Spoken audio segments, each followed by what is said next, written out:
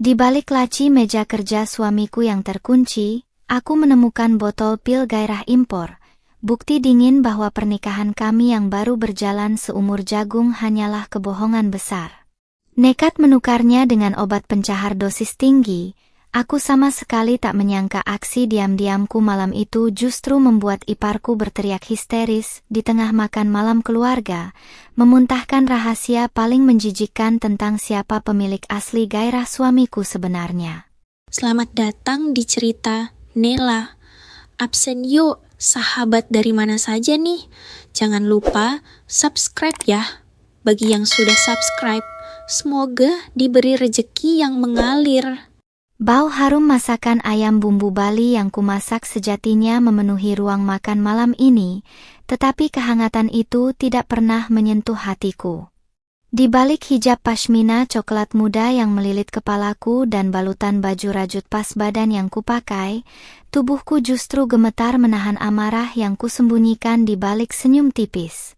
Suamiku, Rendra, duduk tepat di hadapanku dengan kemeja biru dongker yang kancing atasnya terbuka, tampak begitu tenang mengunyah makanannya seolah rumah tangga yang kami bina selama 2 tahun ini sepenuhnya baik-baik saja. Setiap kali tatapan mata kami bertemu, Rendra selalu mengalihkan pandangannya ke arah lain dengan sekilas. Sikap dingin itu bukan hal baru bagiku, melainkan sebuah pola menyakitkan yang berulang hampir setiap malam setelah dia pulang dari kantor mewahnya di kawasan pusat Jakarta. Dulu aku selalu menyalahkan diriku sendiri, menganggap aku kurang menarik atau gagal menjadi seorang istri yang sempurna, sampai akhirnya sebuah kepalsuan besar mulai terkuak sedikit demi sedikit. "Mas, malam ini kamu tidur di kamar kerja lagi?" Tanyaku pelan sembari menuangkan air putih ke dalam gelas kaca di sebelah piringnya, mencoba menjaga suaraku agar tetap terdengar lembut dan penurut. Rendra menelan makanannya dengan cepat, lalu mengusap bibirnya menggunakan tisu tanpa menatap wajahku secara langsung. "Iya, Rania. Pekerjaan kantor lagi menumpuk dan ada beberapa laporan penting yang harus kuselesaikan sebelum rapat besok pagi," jawabnya datar, kalimat bernada alasan yang sudah puluhan kali kudengar dalam beberapa bulan terakhir ini. Jawaban itu biasanya akan kubalas dengan anggukan pasrah, namun tidak untuk malam ini. Tangan kananku meremas ujung kain bajuku yang membungkus rapi bagian pinggangku, merasakan sebuah benda logam kecil berkilat yang tersimpan di dalam saku celana. Kunci duplikat yang berhasil kuciptakan secara diam-diam beberapa hari lalu saat Rendra sedang mandi.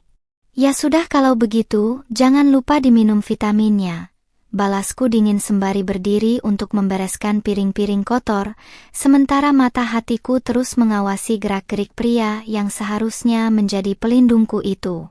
Tepat pukul 11 malam, ketika suasana rumah tinggal kami yang megah ini sudah benar-benar hening dan lampu utama ruang tengah telah dipadamkan, aku melangkah tanpa suara menyusuri koridor lantai 2. Hijab yang masih melekat di kepalaku terasa membakar, berbanding lurus dengan detak jantungku yang berpacu kencang menghantam dada saat jemariku menyentuh gagang pintu ruang kerja Rendra yang sedikit terbuka. Dari celah pintu, aku melihat ruangan itu sudah kosong. Rendra sepertinya sedang turun ke lantai bawah untuk mengambil minum di dapur. Tanpa membuang kesempatan yang sudah kutunggu sekian lama ini, aku menyelinap masuk ke dalam ruangan bernuansa kayu gelap tersebut dan langsung menuju ke balik meja kerja mahoni miliknya yang amat besar. Jari jemariku yang bergetar hebat memasukkan kunci duplikat ke dalam lubang laci paling bawah meja kerja tersebut, memutarnya perlahan hingga terdengar bunyi klik kecil yang memecah keheningan malam.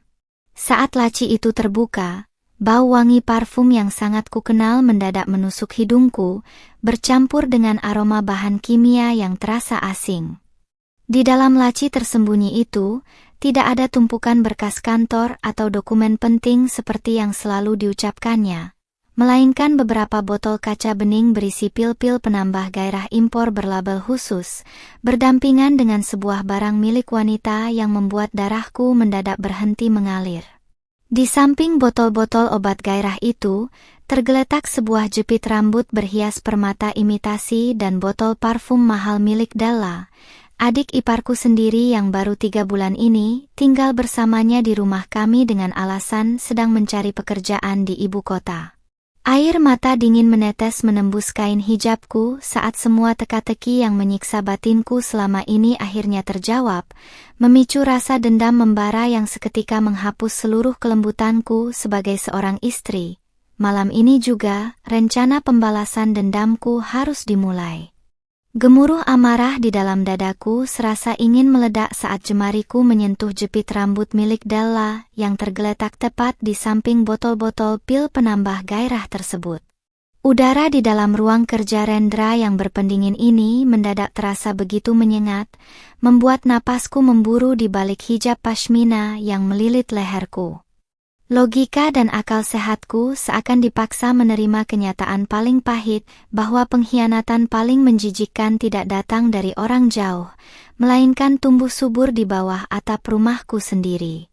Tanpa membuang waktu 1 detik pun, aku segera menarik keluar sebotol pil gairah impor berlabel asing itu dari dalam laci, lalu merogoh saku celanaku untuk mengeluarkan strip obat pencahar dosis tinggi yang sudah kusiapkan sejak sore tadi. Tangan kananku bergetar hebat ketika membongkar tutup botol kaca tersebut, namun keputusanku sudah bulat dan tak tergoyahkan. Aku menumpahkan seluruh isi pil penambah gairah itu ke dalam kantong plastik kecil, lalu menggantikannya satu persatu dengan pil pencahar yang memiliki bentuk dan warna yang sangat mirip jika tidak diamati secara detail. Setiap kali 1 butir pil pencahar masuk ke dalam botol kaca tersebut, aku membayangkan betapa kejinya sandiwara yang telah dimainkan oleh suamiku dan adik kandungnya sendiri di belakang punggungku selama berbulan-bulan ini. Mereka menganggapku sebagai istri lugu yang bisa dengan mudah dikelabui hanya karena aku selalu bersikap lembut dan menuruti setiap perkataan Rendra. Mereka tidak pernah tahu bahwa di balik sikap diam dan kepasrahanku, seorang wanita yang tersakiti sanggup berubah menjadi sosok yang sangat berbahaya. Setelah memastikan jumlah dan posisi pil di dalam botol kaca itu terlihat persis seperti semula, aku mengembalikan botol tersebut ke tempatnya di dalam laci meja kerja mahoni Rendra. Aku juga merapikan kembali letak jepit rambut dan botol parfum milik Della agar tidak menimbulkan kecurigaan sedikit pun saat Rendra memeriksanya nanti.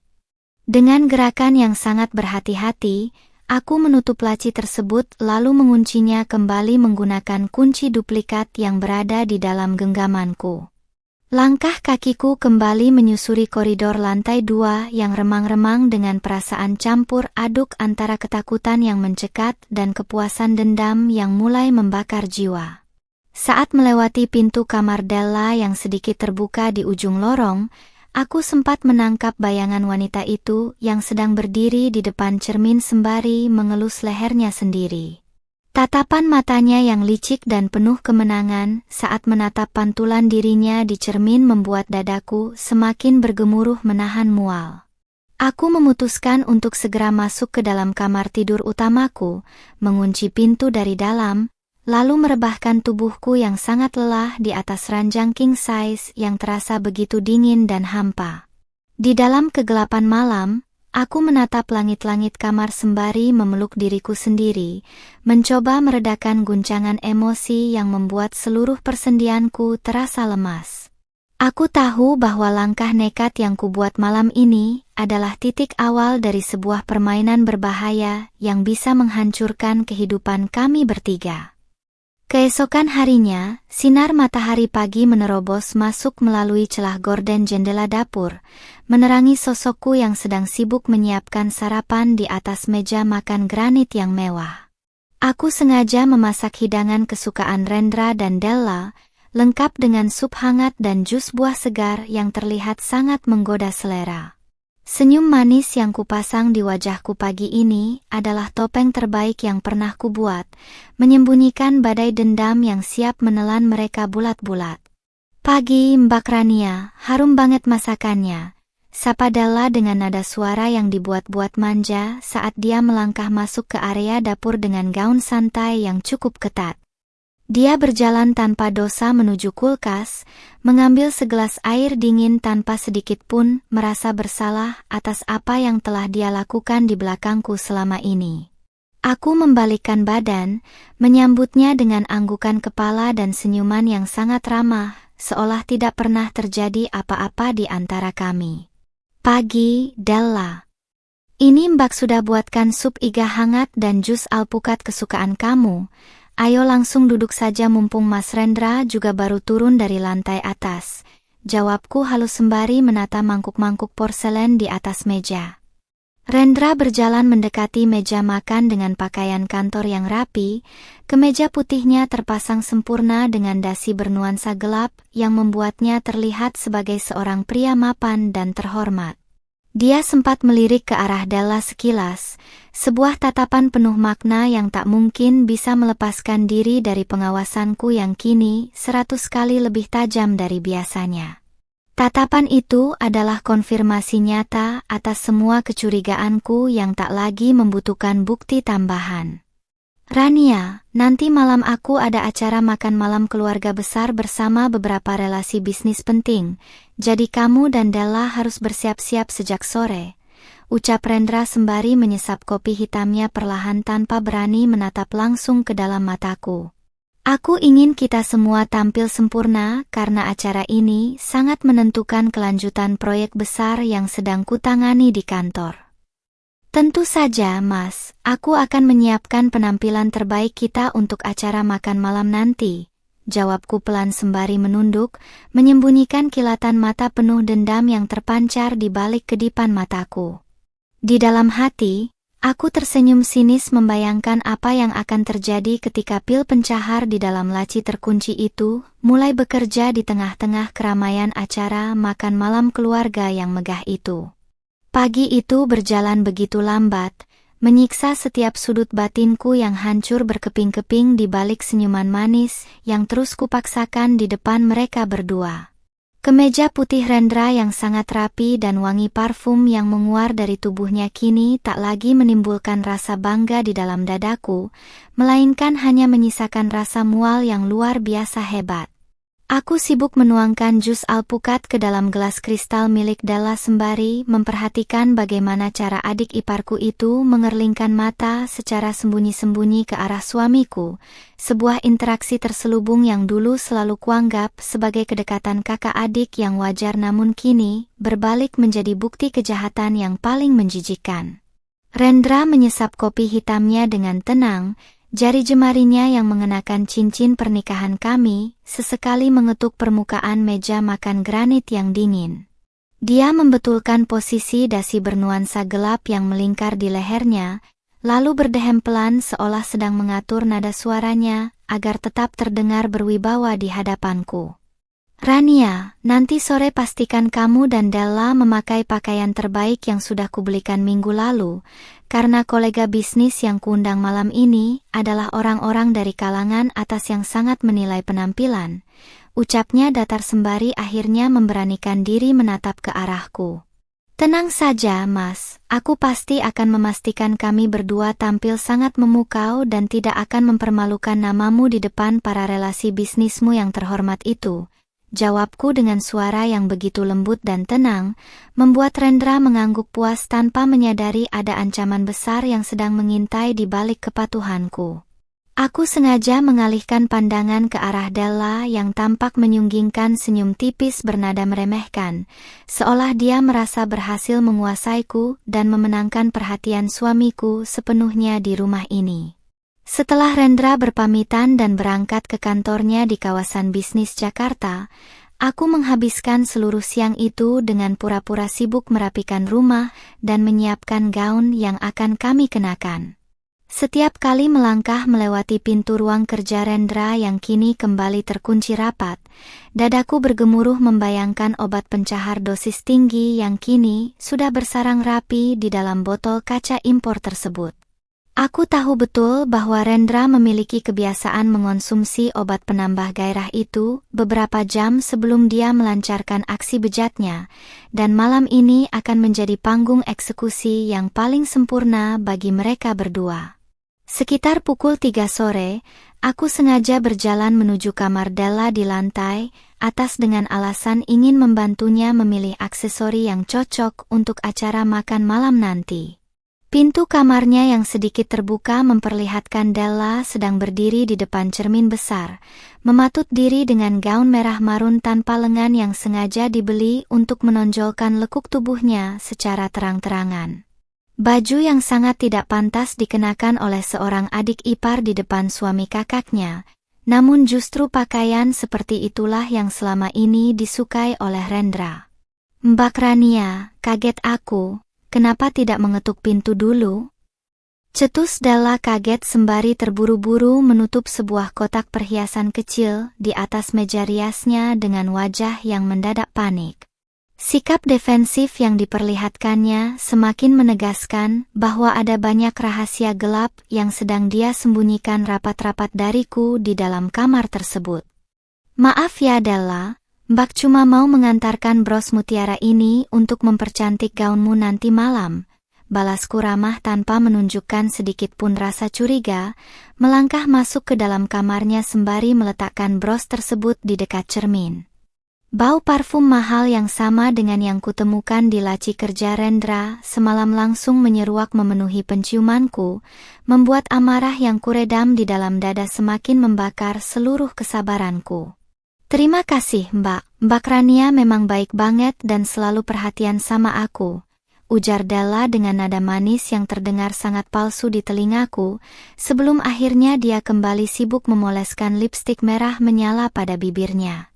Aku menatap pantulan wajahnya di cermin dengan dingin, membayangkan betapa cepatnya senyum percaya diri itu akan berubah menjadi jeritan kepanikan saat racun buatan yang kutaruh di laci bekerja menembus organ pencernaannya.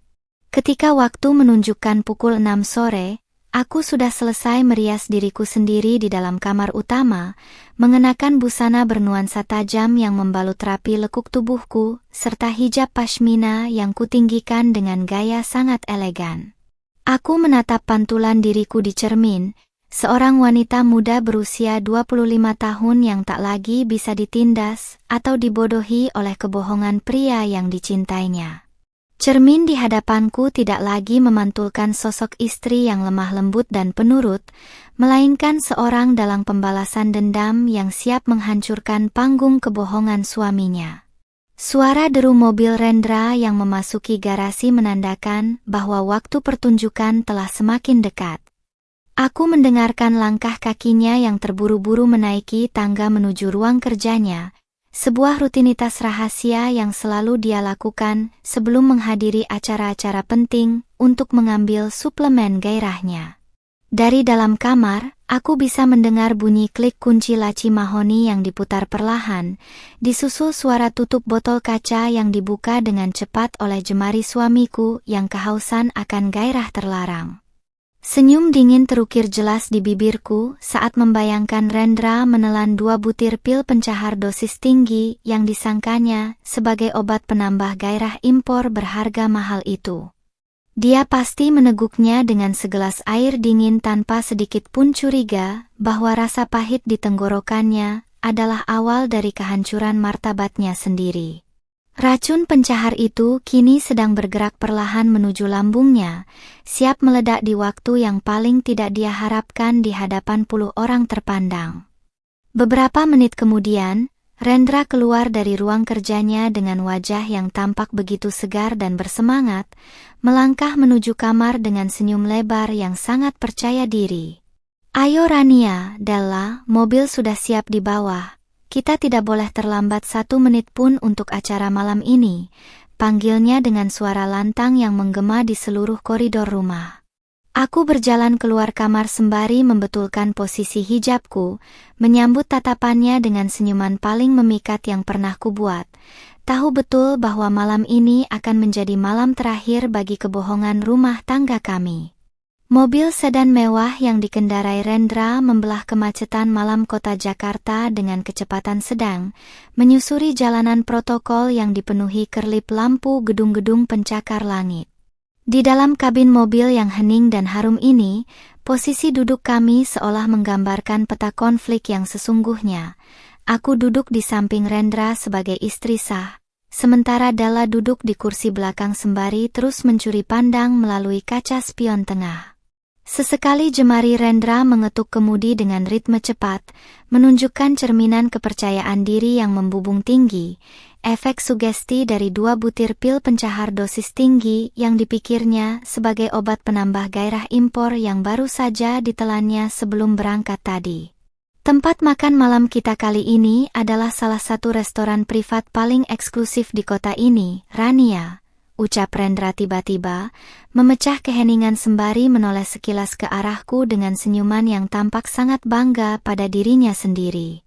Keluarga besar kita dan jajaran komisaris utama perusahaan akan hadir di sana, jadi kupastikan kamu menjaga sikap dan tidak mengatakan hal-hal aneh yang bisa merusak citraku di depan mereka.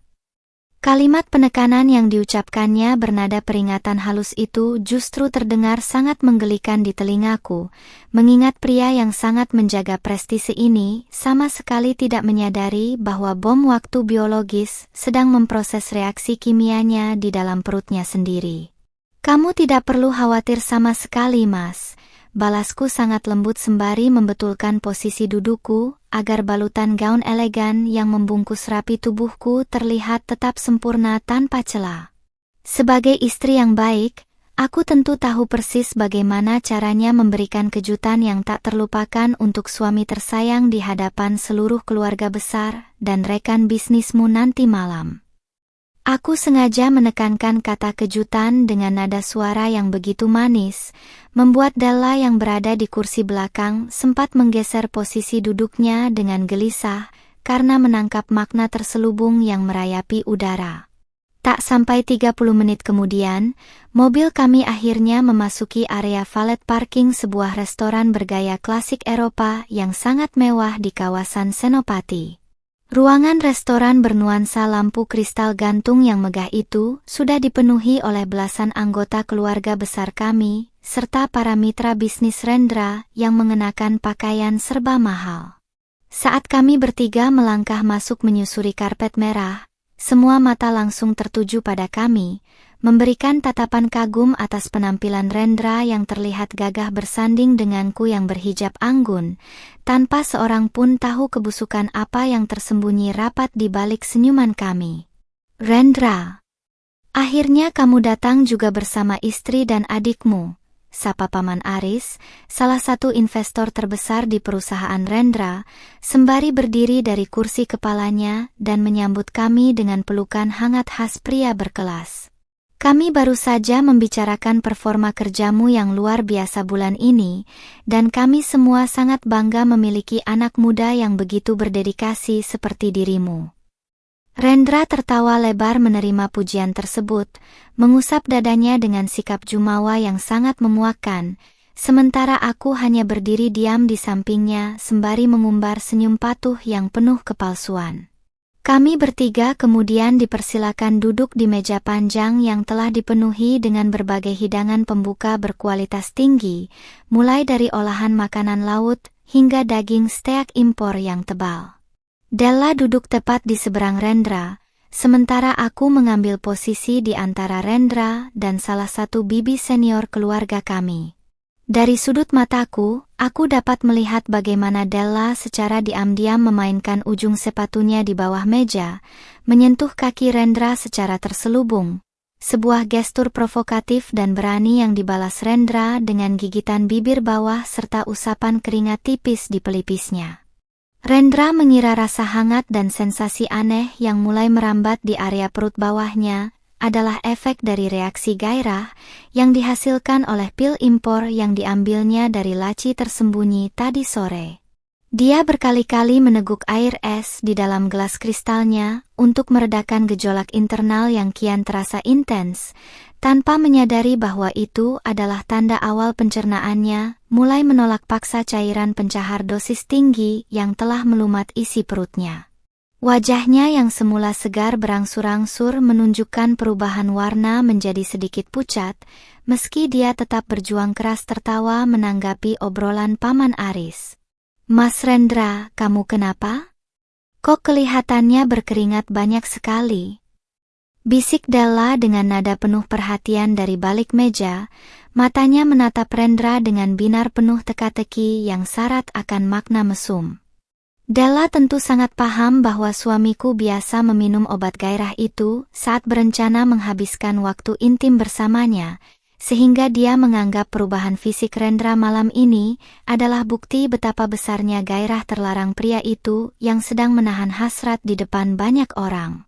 "Aku tidak apa-apa, Della, cuma merasa udara di ruangan ini agak sedikit hangat," jawab Rendra berbisik gagap sembari menyapu keringat dingin yang mulai membasahi dahi serta leher kemeja mewahnya dengan sapu tangan katun.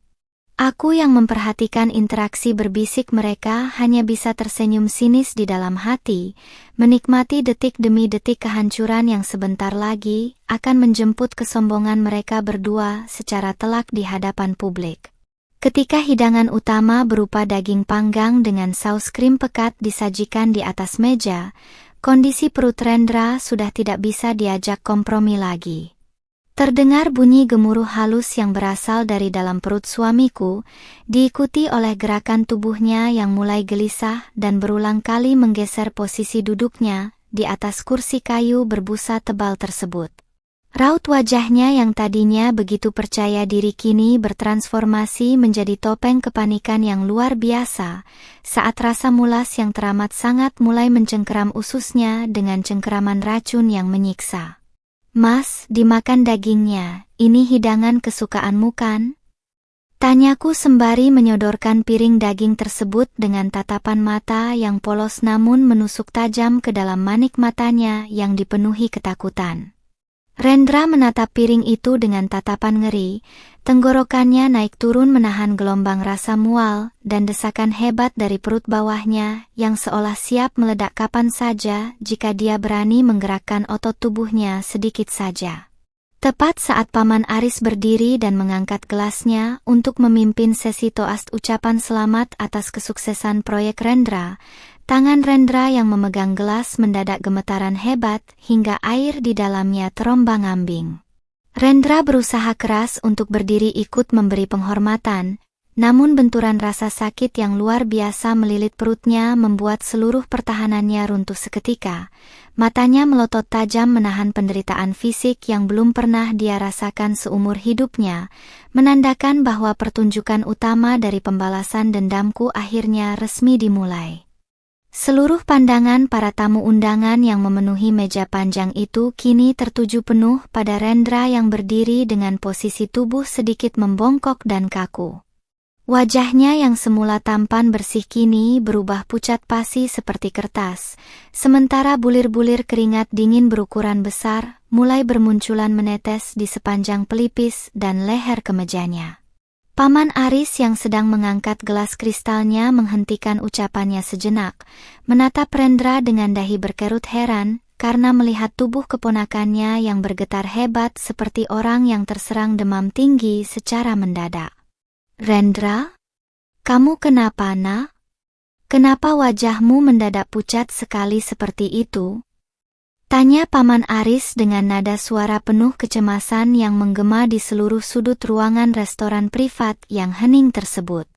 Pertanyaan polos dari tetua keluarga itu bertindak bagaikan palu hakim yang makin menyudutkan posisi Rendra, membuat pria yang selalu menjaga prestise tingginya itu semakin panik menahan desakan hebat dari dalam perutnya yang terus berguncang tanpa kompromi.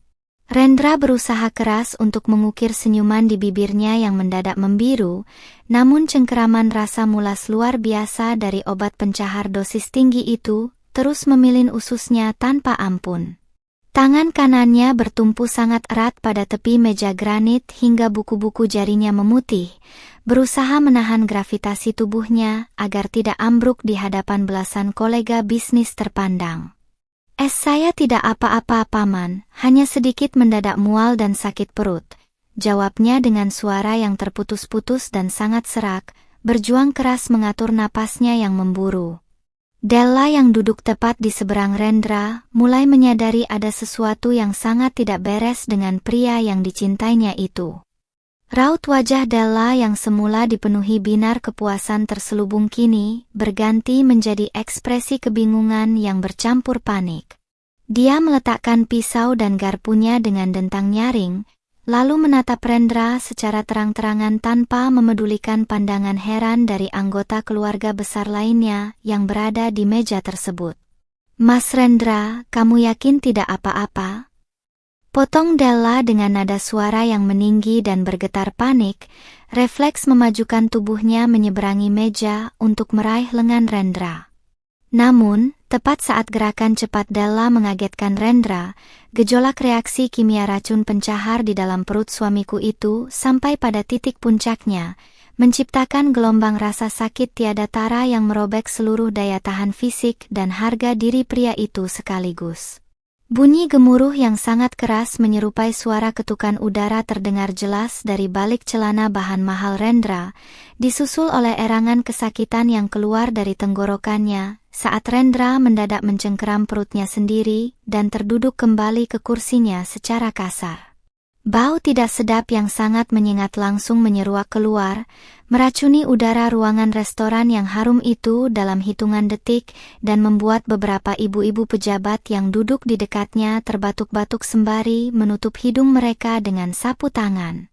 Suasana makan malam yang tadinya bernuansa sangat mewah dan terhormat seketika berubah menjadi kekacauan total yang tak terkendali.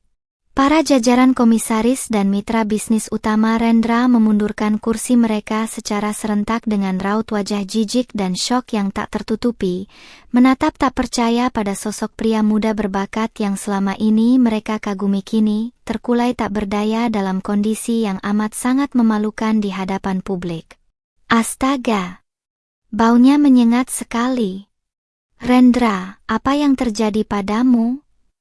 teriak salah satu bibi senior keluarga kami sembari mengibas-ngibaskan tangannya di udara dengan raut wajah yang penuh dengan keheranan dan rasa jijik yang mendalam. Kebanggaan dan martabat yang selama bertahun-tahun dibangun oleh Rendra hancur berkeping-keping di atas karpet merah restoran eksklusif itu, hanya dalam hitungan detik yang sangat singkat. Di tengah kepanikan dan kekacauan yang merajalela tersebut, Della yang sangat ketakutan dan tidak siap menghadapi situasi gila ini, mendadak ikut merasakan perutnya terbelit rasa sakit yang teramat tajam. Ternyata, beberapa jam sebelum berangkat tadi sore, Della yang terbiasa bersikap lancang tanpa izin telah meminum separuh gelas jus segar milik Rendra di dapur. Gelas yang sebelumnya sempat digunakan Rendra untuk mengaduk sisa pil dari laci terkunci itu.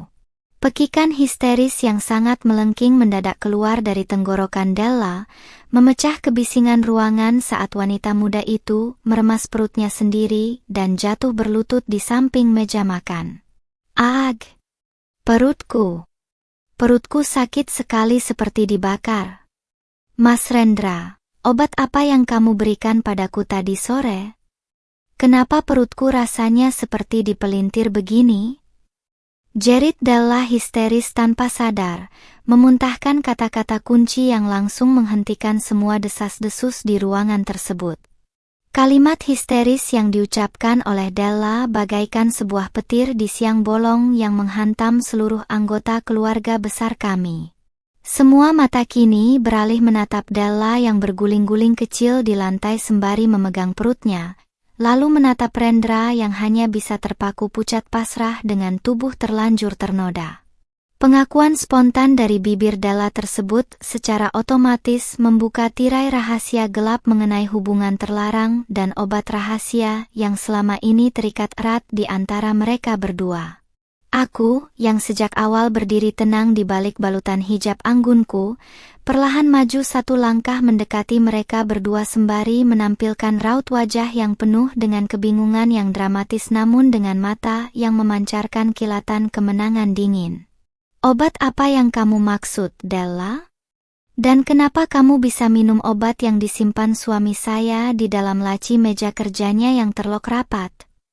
Tanyaku dengan suara lantang yang menggema tegas, mengunci seluruh perhatian ruangan pada kebenaran yang akhirnya membakar habis kebohongan mereka. Pertanyaanku yang terucap dengan begitu lantang dan jernih, seketika membekukan seluruh isi ruangan restoran privat tersebut. Semua mata, mulai dari Paman Aris, para komisaris perusahaan, hingga jajaran keluarga besar, kini tertuju lurus pada sosok Della yang masih terkapar di atas karpet dengan gaun merah marunnya yang tak lagi terlihat anggun. Suasana yang tadinya bising oleh aroma tak sedap dan kepanikan mendadak berubah menjadi keheningan yang amat mencekam, menunggu jawaban atas pertanyaan yang membongkar benang merah rahasia haram mereka. Della mendongak dengan wajah yang mandi keringat dingin, matanya terbelalak lebar menatapku yang berdiri tegak di hadapannya. Rasa sakit luar biasa yang melilit ususnya, dipadu dengan kepanikan karena rahasianya terancam terbongkar, membuat akal sehat wanita muda itu lumpuh sepenuhnya. Dia tidak lagi memikirkan martabat atau masa depannya, melainkan hanya ingin terbebas dari siksaan perutnya yang terasa seperti dicabik-cabik racun pencahar. "Mbak Rania, tolong aku, Mbak. Perutku sakit sekali," jerit Della sembari menangis histeris. Jemarinya cakar-mencakar karpet restoran dalam upaya menahan rasa mulas yang kian menusuk. "Mas Rendra yang janji mau kasih aku obat penambah gairah impor itu biar kami bisa main lagi malam ini. Tapi kenapa rasanya malah seperti racun? Mas Rendra mau membunuhku." Teriakannya yang tanpa saringan itu bagaikan bom atom yang meledak tepat di tengah-tengah jamuan makan malam keluarga besar yang terhormat tersebut. Beberapa bibi senior langsung memekik menutup mulut mereka karena sangat syok. Sementara Paman Aris melangkah mundur 2 tindak dengan wajah yang memerah pada menahan amarah yang luar biasa. Kalimat "agar kami bisa main lagi malam ini" keluar begitu telanjang, menghancurkan seluruh narasi hubungan adik kakak ipar yang selama ini mereka tampilkan dengan sangat rapi. Rendra yang masih terduduk kaku di kursinya dengan kondisi tubuh yang amat memalukan, hanya mampu menggelengkan kepala secara perlahan dengan bibir yang gemetaran. Pria tampan yang biasanya selalu tampil berwibawa itu kini terlihat bagaikan pesakitan yang siap dieksekusi. "Della, tutup mulutmu. Kamu bicara apa, ha?" bentak Rendra dengan suara serak yang nyaris tak terdengar, berusaha membela diri meski keadaannya sendiri sudah sangat hancur dan bernoda. "Aku tidak bohong. Mas Rendra yang selalu ambil obat gairah itu dari laci meja kerjanya setiap kali Mbak Rania sedang tidur atau pergi." Jerit Della semakin menjadi-jadi, sama sekali tak dihiraukannya teguran Rendra karena rasa sakit di perutnya sudah mencapai ambang batas. Dia bilang dia tidak pernah menyentuh Mbak Rania dan cuma mau memakai tubuhku. Dia yang kasih aku minuman tadi sore. Pengakuan jujur dan vulgar yang keluar dari mulut adik iparku sendiri di hadapan puluhan pasang mata terpandang itu membuat atmosfer ruangan terasa sangat menyesakkan. Para mitra bisnis Rendra dari kalangan atas bertukar pandang dengan raut wajah penuh jijik dan hinaan. Tanpa mengucap sepatah kata pun, beberapa investor penting langsung berbalik arah dan melangkah keluar dari ruangan restoran privat tersebut, menandakan matinya karir dan reputasi bisnis yang disembah Rendra selama ini. Aku melangkah mendekati Rendra, menatap wajah suamiku yang pucat pasi dari atas dengan pandangan mata yang dingin tanpa emosi. "Jadi, itu alasan kamu selalu mengunci pintu ruang kerja rapat-rapat setiap malam, Mas?" Tanyaku dengan nada suara yang bergetar penuh sandiwara kesedihan, membuat siapapun yang mendengarnya akan merasa iba pada nasib seorang istri berhijab yang baru berusia 25 tahun ini. Kamu menukar kesetiaan istri yang melatanimu dengan adik kandungmu sendiri di balik obat penambah gairah itu. Rania, dengarkan aku dulu, ini salah paham, ini tidak seperti yang kamu bayangkan. Racau Rendra terbata-bata, tangannya yang gemetar berusaha menggapai ujung gaunku, namun langsung kutepis dengan gerakan cepat dan tegas. Bau busuk dari penderitaan fisiknya beradu dengan kebusukan moralnya yang kini telanjang di depan semua orang, membuatnya tampak sangat hina di mata siapapun.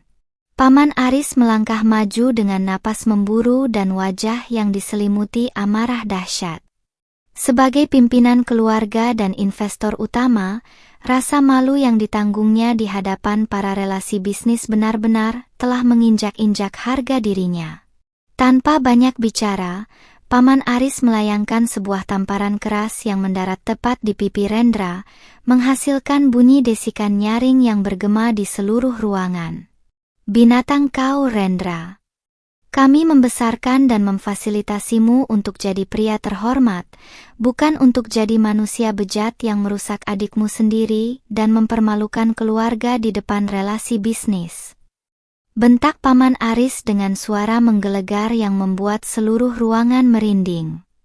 Mulai detik ini, seluruh saham dan posisi direkturmu di perusahaan dicopot. Kamu bukan lagi bagian dari keluarga kami. Di tengah jeritan sakit Della yang mulai dipapah oleh beberapa pelayan restoran dan kemarahan Paman Aris yang membakar ruangan, aku berdiri tegak mengusap hijabku dengan tenang. Dari balik tangisan palsuku yang mengundang empati semua orang di ruangan itu, sebuah senyuman tipis penuh kemenangan terukir sempurna di bibirku. Rencana pembalasan dendam atas penukaran pil di laci terkunci malam itu telah sukses menghancurkan hidup mereka berdua tanpa sisa. Tamparan keras Paman Aris yang mendarat di pipi Rendra seolah menjadi gong pembuka bagi kehancuran total kehidupan suamiku yang selama ini dibangun di atas panggung kepalsuan. Jeritan kesakitan Della masih terus bergema melengking di sudut ruangan, menyatu dengan bisik-bisik penuh kejahatan dan pandangan jijik dari jajaran keluarga besar yang menyaksikan betapa bertumpuknya kotoran moral yang disembunyikan Rendra selama ini. Kemeja putih mahal Rendra kini bernoda dan tak berbentuk lagi, memantulkan citra seorang pria yang kehilangan seluruh harga diri, posisi sosial, serta kehormatannya dalam hitungan menit di depan puluhan pasang mata kelas atas Jakarta. Paman, mohon ampuni saya, Paman, ini semua jebakan, ada yang menukar obat itu. Raung Rendra dengan suara yang sangat parau, berusaha keras untuk merangkak dan meraih kaki Paman Aris meski tubuhnya terus berguncang dihantam rasa mulas yang luar biasa hebat. Namun, Paman Aris hanya menendang pelan tangan Rendra dengan raut wajah yang amat sangat murka, seolah-olah menyentuh kemeja suamiku saja sudah cukup untuk mengotori tangannya sendiri yang bersih.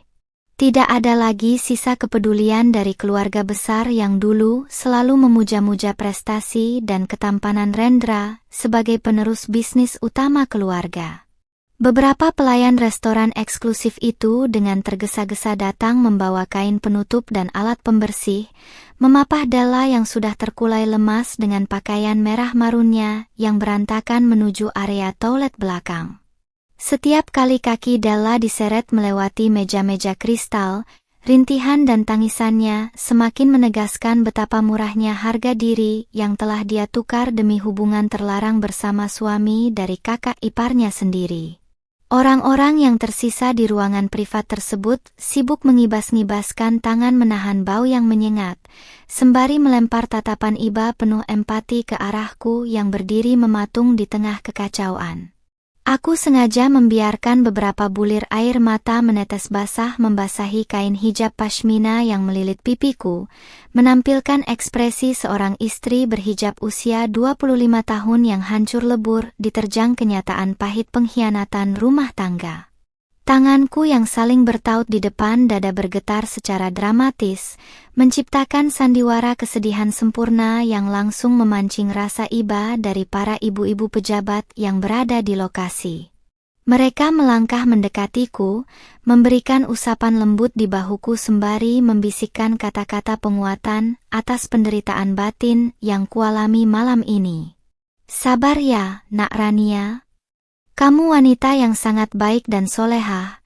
Tidak sepantasnya kamu mendapatkan perlakuan sebajingan ini dari suami dan adik iparmu sendiri, bisik Bibi Santi dengan mata yang berkaca-kaca menahan geram, merangkul bahuku erat seolah ingin melindungiku dari kebusukan Rendra.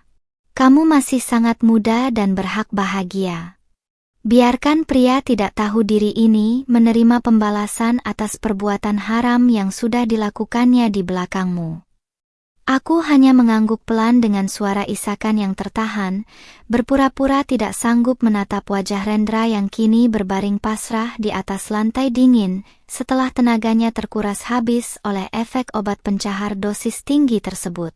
Di balik setiap isakan tangis yang kuciptakan untuk membuai simpati publik, hatiku justru menari-nari menatap betapa mengenaskannya sosok pria yang dulu kerap memandangku sebelah mata dan menganggapku hanyalah pajangan rumah tangga yang mudah dibodohi. Paman Aris kemudian memanggil 2 orang pengawal pribadinya dan memberikan perintah tegas tanpa kompromi sedikit pun untuk mengusir Rendra keluar dari area restoran mahal tersebut. Seret pria ini keluar dari sini sekarang juga. Bawa dia ke rumah sakit terdekat kalau perlu, tapi jangan pernah biarkan dia menginjakkan kaki di kantor atau rumah keluarga besar lagi. Bentak Paman Aris dengan nada dingin yang menyiratkan keputusan mutlak bahwa reputasi Rendra di dunia bisnis maupun keluarga resmi dibunuh malam ini. Rendra hanya bisa merintih saat 2 pengawal bertubuh tegap mengangkat tubuhnya yang sudah lemas tak berdaya, menyeret langkah kakinya yang terseret-seret menyusuri lantai marmer yang berkilau. Sebelum pintu keluar restoran tertutup rapat, mata Rendra yang layu sempat beradu pandang dengan mataku untuk yang terakhir kalinya. Di detik yang sangat singkat itu, aku sengaja menurunkan sedikit kepalaku dan mengulas senyum dingin paling tajam, sebuah pesan tersirat tanpa kata yang memberitahunya siapa dalang sebenarnya di balik tragedi malam ini. Tatapan mata Rendra mendadak membelalak penuh keterkejutan dan ketakutan yang teramat sangat saat dia menangkap senyuman kemenangan di bibirku di balik derai air mata palsu ini. Dia akhirnya menyadari bahwa perubahan obat di laci terkunci itu bukanlah sebuah kebetulan belaka, melainkan sebuah jebakan matang yang dirancang oleh istri yang selama ini dia anggap lemah dan lugu. Namun, kesadarannya sudah sangat terlambat karena tubuhnya terlanjur diseret keluar menuju kegelapan malam Jakarta tanpa sisa harga diri. Suasana di dalam ruangan restoran privat perlahan-lahan mulai bisa dikendalikan setelah staf kebersihan menyelesaikan tugas mereka, meski atmosfer jamuan makan malam mewah itu sudah sepenuhnya mati dan tak mungkin diselamatkan lagi. Paman Aris melangkah mendekatiku dengan raut wajah penuh penyesalan mendalam atas nama seluruh keluarga besarnya, lalu memegang jemariku dengan penuh rasa hormat dan permohonan maaf yang tulus. Rania, atas nama keluarga besar, Paman minta maaf yang sebesar-besarnya atas kebejatan Rendra dan Della yang sudah melukai hatimu sedalam ini, ujar Paman Aris dengan suara yang sangat berat dan penuh penyesalan. Kamu tidak perlu khawatir mengenai masa depanmu. Besok pagi Paman sendiri yang akan mengurus seluruh proses perceraian kalian, dan Paman pastikan semua aset rumah tangga yang menjadi hakmu akan berpindah penuh atas namamu tanpa berkurang 1 rupiah pun. Janji manis dari Paman Aris itu bagaikan mahkota kemenangan yang dipasangkan tepat di atas kepalaku, menandakan bahwa rencana pembalasan dendamku tidak hanya menghancurkan para pengkhianat, tetapi juga mengamankan seluruh masa depan finansialku. Aku menundukkan kepala dengan santun sembari mengusap sisa air mata di pipiku, mengutarakan rasa terima kasih yang mendalam dengan nada suara yang amat lembut. Di dalam hati, Aku menyambut babak baru kehidupanku sebagai seorang wanita mandiri yang berhasil membalas sakit hatinya secara elegan dan berkelas. Pagi hari berikutnya menyambutku dengan hembusan angin dingin yang menerobos masuk melalui jendela balkon kamar utama yang luas dan sepi. Rumah megah 2 lantai yang biasanya terasa begitu menekan dan penuh kepalsuan kini mendadak hening, menyisakan jejak kehancuran dari kebohongan yang terbongkar habis semalam. Tanpa Rendra dan Della yang biasa lalu lalang memamerkan kemesraan terselubung mereka, aku melangkah santai menyusuri lorong ruang atas sembari menikmati secangkir teh hangat yang keasamannya pas di lidah, merayakan kebebasan yang akhirnya berhasil kusebut milikku sendiri sepenuhnya. Sekitar pukul 9 pagi, raungan sirine dan dentam langkah kaki yang terburu-buru memecah keheningan pelataran depan rumah mewahkan kami. Kuamati dari lantai 2 bagaimana Paman Aris datang bersama 3 orang kuasa hukum keluarga besar, serta 2 petugas kepolisian berhak tinggi, untuk melakukan penyitaan dan pengamanan seluruh aset rumah tangga. Keputusan Paman Aris sudah benar-benar bulat dan tak dapat diganggu-gugat. Rendra telah dicoret secara resmi dari silsilah ahli waris, serta ditendang keluar dari jabatan direksi perusahaan tanpa membawa 1 lembar saham pun sebagai bentuk ganti rugi atas nama baik keluarga yang tercemar. Di belakang rombongan Paman Aris, tampak sosok Rendra yang berjalan terseok-seok dengan wajah yang sangat pucat, matanya sembab dan tubuhnya terlihat sangat kurus berantakan, setelah semalaman harus meringkuk di ruang perawatan darurat rumah sakit akibat efek pencahar dosis tinggi. Kemeja mewahnya kini berganti menjadi kaos oblong lusuh yang kusut, sementara tangannya yang gemetaran memegang sebuah kantong plastik hitam berisi beberapa helai pakaian sisa yang diperbolehkan untuk dibawanya pergi dari rumah ini. "Rania, tolong dengarkan aku dulu, demi Tuhan, beri aku kesempatan untuk menjelaskan semuanya," jerit Rendra histeris begitu dia melihat sosokku berjalan turun dengan anggun dari tangga utama.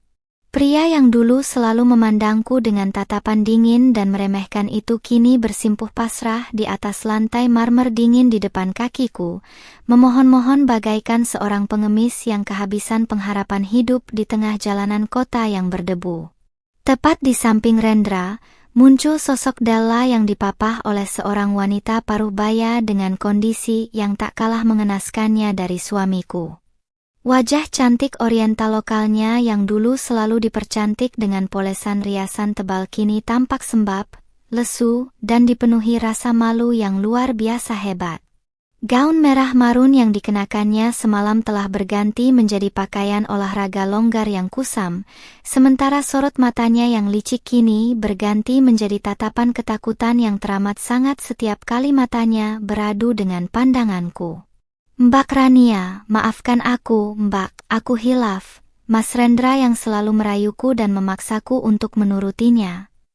Ratap Della sembari berusaha menggapai ujung gaun katun yang kubakai, menangis tersedu-sedu meratapi nasibnya yang kini diusir secara tidak hormat oleh seluruh anggota keluarga besar yang merasa dibohongi oleh kelakuan bejatnya. Dia melempar seluruh kesalahan pada Rendra tanpa tersisa, membuktikan betapa dangkalnya ikatan cinta haram yang selama ini mereka banggakan di belakang punggungku. "Tutup mulutmu, wanita tak tahu diri," bentak Paman Aris dengan suara menggelegar yang langsung memotong tangisan Della yang dibuat-buat itu. "Kalian berdua sama saja seperti sampah yang merusak nama baik keluarga ini. Tidak ada lagi alasan dan tidak ada lagi maaf untuk manusia-manusia berhati busuk seperti kalian di dalam rumah yang terhormat ini." Paman Aris kemudian memberi isyarat kepada para petugas untuk segera mengawal mereka berdua keluar dari halaman pagar rumah untuk selamanya. Aku berdiri mematung di samping Paman Aris sembari membetulkan posisi hijab pashmina coklat muda yang membingkai rapi wajahku, menatap Rendra yang kini menangis meraung-raung ketika salah satu pengacara menyodorkan lembaran surat gugatan cerai, serta pengalihan kepemilikan aset rumah ini secara mutlak ke atas namaku. Tidak ada lagi rasa kasihan atau penyesalan sedikit pun di dalam mataku, Yang ada hanyalah kepuasan tiada tara atas keadilan yang berhasil kutegakkan menggunakan tanganku sendiri secara bersih. Rania, kenapa kamu tega melakukan ini padaku? Kamu sengaja menukar obat itu kan? Bisik Rendra dengan nada suara yang bergetar penuh kemarahan dan rasa tidak percaya saat dia dipaksa berdiri oleh petugas kepolisian untuk melangkah menuju pintu luar. Kesadarannya akan peran aktifku dalam kehancurannya kini tak lagi memiliki arti apa-apa, karena tidak ada seorang pun di ruangan itu yang akan mempercayai tuduhan gila dari seorang pria yang terbukti telah berbuat zina dan mencemarkan nama baik keluarga besarnya sendiri. Kamu bicara apa, Mas? Aku hanya seorang istri yang selalu berdoa agar kebenaran di dalam rumah tangga kita segera ditunjukkan oleh Tuhan. Balasku sangat halus dengan nada suara bernada syok yang dibuat-buat, cukup keras untuk didengar oleh Paman Aris dan para pengacara di sekitar kami. Kalau saja kamu tidak menyimpan obat gairah haram itu untuk adikmu sendiri di balik laci terkunci, hal memalukan seperti semalam tidak akan pernah terjadi pada hidupmu. Kalimat yang kuucapkan dengan begitu tenang dan mematikan itu seketika mengunci rapat mulut Rendra, membuatnya menyadari betapa sempurnanya catur permainan yang telah kumainkan sejak awal tanpa meninggalkan satu pun jejak kesalahan. Dia menyadari bahwa setiap detail kehancurannya hari ini adalah buah dari kesombongan dan kejahatan moralnya sendiri yang memilih untuk bermain api dengan wanita lain di bawah atap rumah tempatku berbakti sebagai seorang istri. Dengan langkah terikat rasa malu yang mendalam dan tubuh yang masih lemas akibat sisa racun pencahar, Rendra dan Della akhirnya diseret keluar melintasi gerbang besi rumah muahkan kami di bawah tatapan jijik para tetangga kompleks perumahan yang mulai berdatangan. Pintu pagar besi setinggi 2 meter itu kemudian ditutup rapat dan dikunci dengan gembok baru, menandai akhir dari penderitaanku sekaligus awal dari kekuasaan mutlakku atas seluruh peninggalan harta serta kehidupanku yang baru. Setelah pintu pagar besi setinggi 2 meter itu terkunci rapat dari dalam, keheningan yang amat menenangkan seketika menyelimuti seluruh pelataran rumah mewah 2 lantai ini. Aku berdiri menyandarkan tubuhku di dekat tiang pilar marmer halaman depan, membiarkan hembusan angin pagi mengibarkan kain hijab pashmina coklat muda yang melilit rapi di kepalaku. Paman Aris bersama jajaran tim hukumnya melangkah mendekatiku dengan raut wajah penuh penghormatan dan simpati yang mendalam, menyerahkan sebuah map kulit tebal berwarna coklat tua yang berisi seluruh berkas legalitas dan kepemilikan aset rumah tangga yang kini telah resmi berpindah penuh atas namaku. Semua proses balik nama sertifikat rumah, 2 unit mobil, serta dana kompensasi atas nama hak kamu sudah kami selesaikan secara resmi pagi ini, Rania, ujar Paman Aris dengan nada suara yang amat lembut dan penuh penyesalan atas perbuatan keponakannya. Rendra sudah menandatangani seluruh berkas pelepasan hak tanpa syarat di bawah ancaman tuntutan pidana perzinahan dan pencemaran nama baik dari keluarga besar. Kamu tidak usah memikirkan dia atau Della lagi, fokuslah menata kembali kehidupan barumu yang lebih baik dan bermartabat tanpa ada bayang-bayang kebohongan mereka berdua. Terima kasih banyak atas segala kebaikan dan keadilan yang Paman berikan untuk saya, balasku sembari menundukkan kepala secara santun, menerima map tebal tersebut dengan jemari yang tenang tanpa ada lagi getaran ketakutan. Aku mengantar Paman Aris dan jajaran kuasa hukumnya hingga ke depan pintu gerbang, memberikan senyuman hangat penuh rasa hormat saat mobil-mobil mewah mereka satu persatu meninggalkan area perumahan elit ini. Kini, panggung sandiwara yang penuh kepalsuan itu telah sepenuhnya runtuh, meninggalkan diriku sebagai satu-satunya pemenang yang berdiri tegak di atas puing-puing kehancuran rumah tangga yang sempat menyiksaku. Melangkah masuk kembali ke dalam rumah, aku berjalan perlahan menuju ruang kerja pribadi Rendra di lantai 2 yang selama berbulan-bulan menjadi tempat persembunyian rahasia haram suamiku. Bau harum parfum khas pria yang dulu selalu memenuhi ruangan bernuansa kayu gelap ini kini telah menghilang, berganti dengan aroma udara segar dari jendela kaca yang sengaja kubuka lebar-lebar. Meja kerja mahoni yang amat besar itu kini tampak kosong dan tak bernyawa. Tidak ada lagi aura keangkuhan yang dulu selalu dipancarkan oleh Rendra setiap kali dia duduk di balik kursi kulit mewahnya untuk membodohiku. Aku menarik kursi kerja tersebut, duduk di atasnya dengan posisi tubuh yang sangat tegar sembari mematut diri di depan cermin dinding berukir emas yang berada di seberang meja. Di dalam cermin itu, terbayang sosok wanita muda berhijab berusia 25 tahun dengan balutan pakaian rajut pas badan yang elegan, sosok wanita yang tak lagi bisa ditindas, dibodohi, atau dijadikan korban oleh manipulasi pria manapun. Senyum tipis yang penuh dengan kepercayaan diri terukir jelas di bibirku, menyadari betapa kuatnya mentalitas dan keberanian yang berhasil kukumpulkan demi menuntut keadilan atas harga diriku yang sempat diinjak-injak. Jemari tanganku bergerak perlahan menyentuh laci paling bawah meja mahoni tersebut, laci terkunci yang menjadi saksi bisu awal mula kehancuran Rendra dan Della. Dengan gerakan santai, aku memasukkan kunci duplikat yang masih kusimpan di dalam saku, memutarnya hingga terdengar bunyi klik kecil yang menandakan laci tersebut terbuka lebar. Di dalam laci yang kini telah kosong melompong dari obat gairah haram dan barang-barang milik Della, aku menaruh kunci duplikat itu berdampingan dengan map sertifikat kepemilikan rumahku yang baru sebagai simbol kemenangan mutlak atas pembalasan dendamku. Siang harinya, aku memanggil tim pembersih profesional untuk mengangkut dan membuang seluruh barang pribadi milik Rendra dan Della yang masih tersisa di dalam rumah. Setiap helai pakaian mahal, sepatu, hingga perhiasan yang pernah dipakainya dibungkus rapat ke dalam kantong-kantong plastik sampah besar tanpa ada satupun yang kulewatkan. Aku menyaksikan dengan tatapan dingin bagaimana tempat tidur king size di kamar utama yang penuh kenangan pahit itu dibongkar dan diangkat keluar, digantikan dengan perabotan baru bernuansa minimalis modern yang kupesan secara langsung untuk menandai dimulainya era baru dalam hidupku. Kabar mengenai hancurnya reputasi Rendra dan pengusiran Della secara tidak hormat oleh keluarga besar menyebar sangat cepat di kalangan rekan bisnis dan media sosial lokal. Dalam hitungan jam, nama Rendra yang dulu dikenal sebagai pebisnis muda sukses, runtuh menjadi bahan cemoohan dan hinaan publik akibat skandal morali bankrupt yang menimpanya di restoran eksklusif tersebut. Perusahaan yang dulu dipimpinnya secara resmi memutus seluruh kerjasama dan memblokir namanya dari industri bisnis nasional, menutup rapat-rapat semua akses bagi Rendra untuk bisa bangkit kembali dari keterpurukan ekonominya.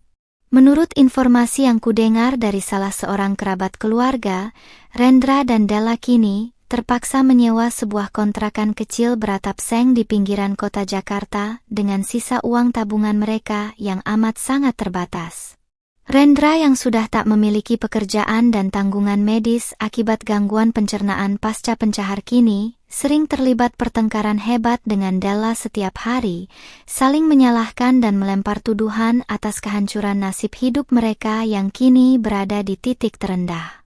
Hubungan terlarang yang dulu mereka anggap manis dan penuh gairah kini berubah menjadi neraka penyesalan yang menyiksa mereka setiap detik.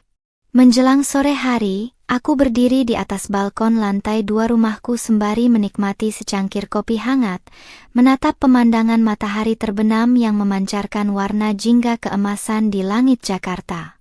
Tidak ada lagi rasa mual, ketakutan, atau amarah yang membakar dadaku setiap kali mendengar deru mobil Rendra memasuki garasi rumah. Kedamaian yang amat sangat hakiki kini membalut setiap helaan napasku, memberikan rasa hangat yang tak pernah kurasakan selama 2 tahun menjalani pernikahan yang dipenuhi oleh kebohongan dan pengkhianatan terselubung. Ponselku bergetar pelan di atas meja balkon, menampilkan pesan singkat dari pengacara Paman Aris yang mengonfirmasi bahwa jadwal sidang ikrar talak dan ketetapan cerai resmiku akan digelar dalam waktu dekat tanpa ada hambatan sedikit pun. Rendra dipastikan tidak akan hadir karena rasa malu yang luar biasa untuk tampil di depan umum, sehingga keputusan hakim akan dijatuhkan secara fair stake untuk kemenanganku secara sah di mata hukum agama dan negara. Setiap kalimat di layar ponsel itu menjadi stempel penutup bagi perjalanan panjang pembalasan dendamku yang berakhir dengan sangat sempurna dan elegan. Aku menyesap kopi hangatku perlahan sembari mengumbar senyuman manis ke arah pendar cahaya matahari terbenam yang perlahan menghilang di ufuk barat.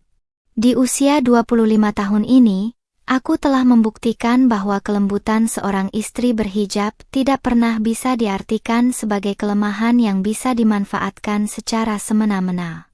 Laci terkunci dan obat penambah gairah itu mungkin menjadi awal dari skandal paling memalukan dalam keluarga kami, tetapi bagiku, itu adalah instrumen keadilan yang berhasil mengantarkanku menuju gerbang kebebasan dan kejayaan yang sesungguhnya. 3 bulan telah berlalu sejak malam kelam di restoran eksklusif itu menghancurkan hidup Rendra dan Della hingga tak berbekas. Pagi ini, ketukan palu hakim di Pengadilan Agama Jakarta Selatan secara resmi mengesahkan status baruku sebagai seorang janda kaya yang mandiri, merdeka, dan terbebas penuh dari ikatan pernikahan toksik. Aku melangkah keluar dari gedung pengadilan dengan anggun, membetulkan posisi pashmina instan berwarna krem yang membalut rapi wajahku, menikmati tatapan penuh kekaguman dari orang-orang yang melintas tanpa seorang pun tahu bahwa di balik kelembutan paras berhijabku ini, tersimpan strategi pembalasan dendam yang amat rapi. Rumah mewah 2 lantai yang kini sepenuhnya menjadi milikku telah berubah total. Tidak ada lagi nuansa kayu gelap yang kusam dan dipenuhi kenangan pahit bersama Rendra. Seluruh interiornya kini mengusung konsep Skandinavian minimalis bernuansa putih bersih dan hangat, menciptakan atmosfer ketenangan yang sangat hakiki bagi jiwa dan raga. Setiap sudut rumah ini menjadi saksi bisu betapa seorang wanita muda usia 25 tahun mampu bangkit dari puing-puing pengkhianatan, mengubah statusnya dari korban kebohongan menjadi penguasa tunggal atas jalan hidupnya sendiri. Di tengah gemerlap kehidupan baruku yang bergelimang harta dan ketenangan, nasib Rendra dan Della justru meluncur deras menuju dasar jurang penderitaan yang tak bertepi. Informasi yang kudapatkan dari mantan sopir pribadi kami menyebutkan bahwa Rendra kini bekerja sebagai staf administrasi biasa di sebuah perusahaan kecil dengan gaji yang amat pas-pasan, jauh dari kemewahan posisi direktur yang dulu dibangga-banggakannya. Sisa uang tabungannya habis terkuras untuk biaya pengobatan pencernaan dan sewa kontrakan kumuh di pinggiran Jakarta, tempat di mana dia dan Della terus-menerus bertengkar hebat saban hari. Della, yang dulu begitu membanggakan kecantikan dan gaun-gaun ketat mewahnya di depan Rendra, kini harus menelan pil pahit karena dikeluarkan dari kampusnya akibat skandal perzinahan yang menyebar luas di media sosial. Tidak ada lagi fasilitas mahal, parfum impor, atau perhiasan gemerlap yang pernah dia curi secara terselubung dari kehidupan rumah tanggaku. Hubungan haram yang dulu mereka pupuk dengan kebohongan dan rasa penasaran di balik obat gairah kini menjelma menjadi rantai penyesalan yang mengikat mereka dalam kemiskinan dan rasa malu yang tak terobati. Siang itu, saat aku sedang merapikan beberapa dokumen usaha baruku di meja kerja yang baru, ponselku bergetar menyala menampilkan sebuah nomor tak dikenal yang terus-menerus memanggil. Aku membiarkannya berdering hingga 3 kali sebelum akhirnya menggeser tombol hijau dan menempelkannya ke telinga tanpa mengucap sepatah kata pun. Suara napas tersengal-sengal yang amat kukenal mendadak terdengar dari seberang telepon, membawa nada keputusasaan dan kehancuran yang sangat dalam dari seorang pria yang telah kehilangan segalanya. "Rania, ini aku, Rendra," bisik suara di seberang sana dengan nada parau dan bergetar, terdengar begitu hancur dan tanpa sisa keangkuhan sedikit pun. "Tolong aku, Rania, hidupku hancur. Della meninggalkanku dan membawa kabur sisa uang tabunganku. Aku sakit-sakitan dan tidak punya siapa-siapa lagi di dunia ini. Tolong izinkan aku bertemu denganmu sebentar saja. aku ingin memohon maaf di depan kakimu. Aku mendengarkan ratapan memelas itu dengan wajah dingin tanpa emosi sedikit pun. Jemariku yang lentik memainkan ujung pulpen bernilai jutaan rupiah di atas meja kerja mewahkan. Tidak ada lagi percikan rasa iba, benci, atau amarah di dalam dadaku. Yang tersisa hanyalah kepuasan dingin melihat mantan suamiku merangkak memohon keadilan dari wanita yang dulu sering dia sepelekan dan dia bodohi di rumahnya sendiri. Kamu tahu apa kesalahan terbesar dalam hidupmu, Mas? Tanyaku sangat tenang, membuat suara tangisan Rendra di seberang telepon mendadak terhenti seketika. Kesalahan terbesarmu bukanlah karena kamu berselingkuh dengan adikmu sendiri, melainkan karena kamu menganggap istri yang berhijab dan selalu menurut di rumah adalah wanita bodoh yang bisa kamu kelabui selamanya di balik laci meja yang terkunci. Terdengar hembusan napas tercekat dari Rendra saat kalimat tegas itu merayap masuk ke dalam kesadarannya yang terlambat. Rania, jadi benar, kamu yang menukar pil-pil itu malam itu?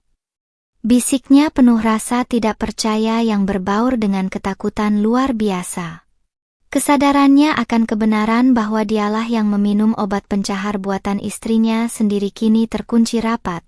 Namun konfirmasi itu tak akan pernah bisa dia gunakan untuk membela dirinya di hadapan hukum atau keluarga besar yang sudah membuangnya. Tuhan tidak pernah tidur, Mas. Dia hanya menggunakan tanganku untuk membuka laci kebohonganmu dan menyerahkan obat yang pantas untuk kerakusanmu sendiri. Balasku dengan senyuman kemenangan yang mengembang sempurna di bibirku. Jangan pernah menghubungi nomor ini lagi, karena hidupku yang sekarang sudah tidak memiliki ruang untuk sampah dari masa lalu seperti dirimu. Tanpa menunggu jawabannya yang memelas, aku langsung mematikan sambungan telepon tersebut dan memasukkan nomornya ke dalam daftar pemblokiran permanen di ponselku. Aku bersandar santai di kursi kerja kulitku yang empuk, memandang keluar jendela kaca besar yang memperlihatkan taman bunga indah di halaman belakang rumahku. Pemandangan hijau yang asri dan sinar matahari sore yang hangat seolah menyambut babak baru kehidupanku sebagai seorang wanita muda, cantik, kaya raya, dan berkuasa penuh atas takdirnya sendiri. Pembalasan dendam atas skandal laci terkunci itu telah usai dengan sempurna, melahirkan sosok diriku yang baru. Seorang wanita berhijab usia 25 tahun yang tak hanya berhasil melindungi harga dirinya, tetapi juga merebut kembali seluruh kebahagiaan dan kehormatan yang sejatinya adalah miliknya. Aku melangkah keluar menuju balkon, menyesap teh hangatku dengan senyuman paling indah, siap menyambut masa depan gemilang tanpa ada lagi bayang-bayang kebohongan yang sanggup merintangi langkahku.